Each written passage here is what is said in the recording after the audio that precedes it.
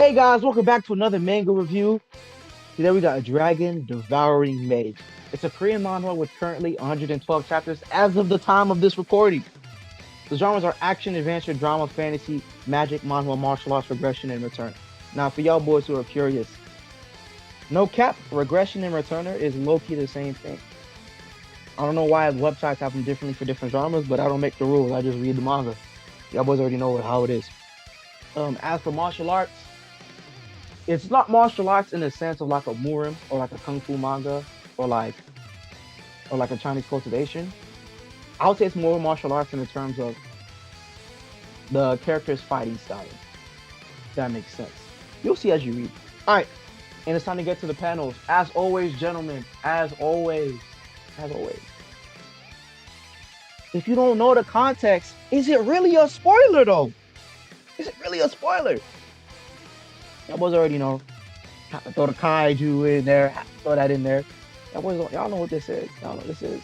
Y'all know what this is. Y'all know what this is. Dang. What is this? You're gonna have to read for yourself, man. All right, let's get to the ratings. All right, gentlemen. So before the rubric, no rereading. So 72 out of 100. This is the second one is supposed to be limited reading with the rubric. 65 out of 100. And you already know. So in total, you got 72 out of 100. It's a C minus. I think it's okay. I gave it a C minus because I was like, I'm reading the story. I like the characters. I just think the thing that's holding the manga back is the dialogue and execution. I think there's certain like it's faster paced. Like we don't like there's not reading it week to week. If you were starting from 30 chapters, reading week to week, this would have dragged crazy. But there's 112 chapters. If you zoom through, it's not going to be dragging that much. That's why the pacing is pretty okay, right? But if you're reading this, I feel like some of the dialogue is just silly. Some of the character interactions is fine. It was the execution of certain execution of like villains and certain plot points where I was just like, this is good. It's a fun read. But it's not like game changer, Obviously, most mangas are not game changers. I understand. Most of these writers, they gotta pay the bills. But I think what surprised me the most is that there's romance in this. That's what threw me off, of course. Them boys, there was romance in this, and I was shocked. I was like, what? What? Anyway, I think it's okay. Let me know if you guys think or agree or disagree in the comments. For example, like, oh snap, you read this and like the story's actually a 6. Or the themes and the lessons to be learned is actually 17. The pacing is really a 18. And the world building's a 12.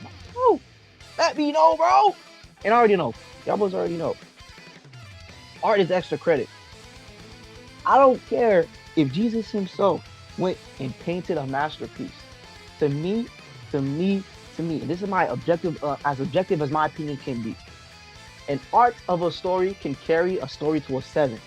An art of a story cannot make a story have peak story, peak characters, and great characterization. No matter how good something looks, something looking good does not change the fact that the story stinks. Let me know what you guys think in the comments. But you know what was funny? I was looking through my notes for the review, and I literally read this back when it was 30 chapters 2 years ago. I was like, bro. And this is like, what? Is this 72? Don't quote me on that. But yeah, I just found that funny. But let me know what you guys think in the comments below. You already know. As always, have a good one. And God bless.